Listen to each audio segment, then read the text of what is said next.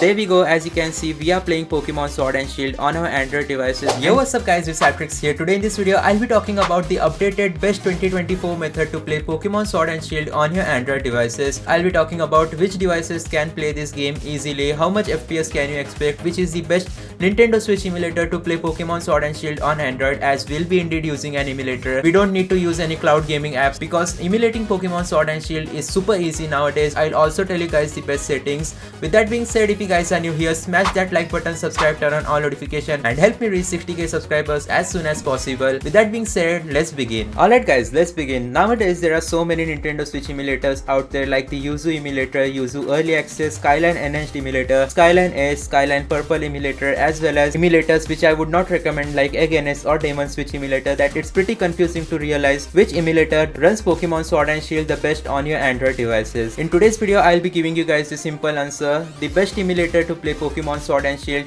is going to be the Skyline Enhanced Infinity emulator or Skyline Edge emulator. Hands down, Skyline emulator gives you the best amount of performance possible even for low-end devices in terms of emulating Pokemon Sword and Shield, but Yuzu emulator is the most stable. You guys can use the Yuzu emulator Android to play Pokemon Sword only if you guys have a good high-end device, or else you will get very low FPS and it should not be considered as an playable experience.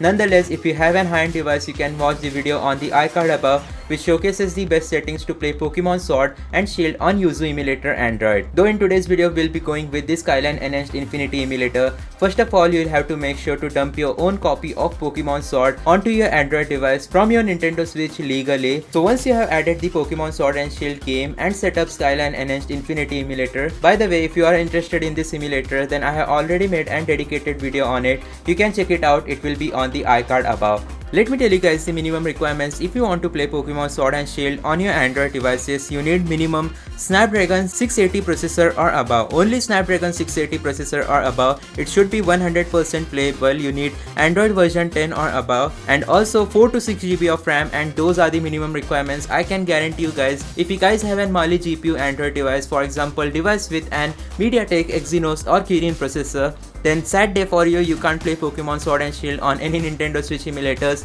unless you have an MediaTek Dimensity processor, and still you will face lot of crashing issues no matter if you try Yuzu emulator Android or Skyline emulator Androids. So if you have an Mali GPU, then comment down below and we'll try to fix it in future. And that's about it. Let me show you guys the best settings. So first of all, we just have to scroll down and make sure to turn off dock mode.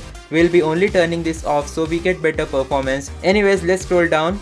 API, make sure to set it to Vulkan. Afterwards, make sure to enable show performance statistics. Let's go down. This is the most important part, GPU driver configuration. If you want to decrease the amount of graphical issues which you face while emulating Pokemon Sword and Shield, though even after using a GPU driver you will still face some issues, but also fix some of the performance issues, then make sure to use a custom GPU driver. Snapdragon 680 processor or above, you guys should use the Mesa Turnip Adreno driver. Just recently the Turnip driver version 24.0.0 was released. This is the Turnip driver revision 10. But anyways, make sure to enable force triple buffering and disable frame throttling. Even if you have a low-end or high-end device, make sure to enable this option.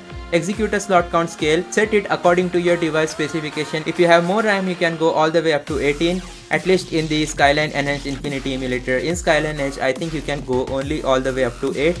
Executor plus threshold, make sure to keep it at 256. Also make sure to disable direct memory import option. This is very important. If you enable this option, you'll get black screen issues. Then enable force maximum GPU clocks. It will make sure that your Android device is providing all the performance it can to emulate the game at best amount of performance possible.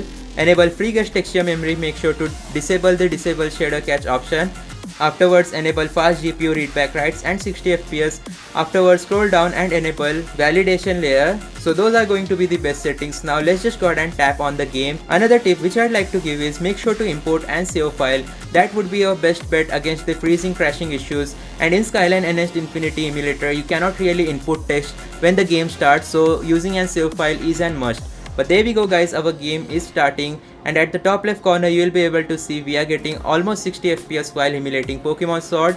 Let's get started. I forgot to tell you guys that in Skyline Enhanced Infinity emulator you might face crashing issues if the dock mode has been enabled, so make sure to please disable dock mode before trying this game out, as not all Nintendo Switch emulators are stable. Anyways, if you try this on Skyline Edge, you can expect similar amount of performance but a bit more graphical issues.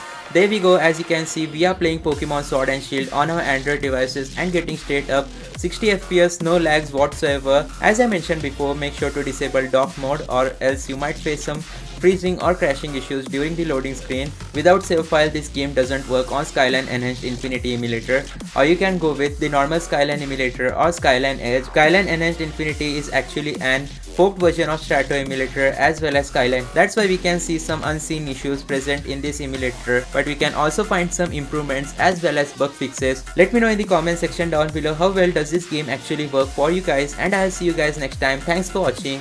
Goodbye.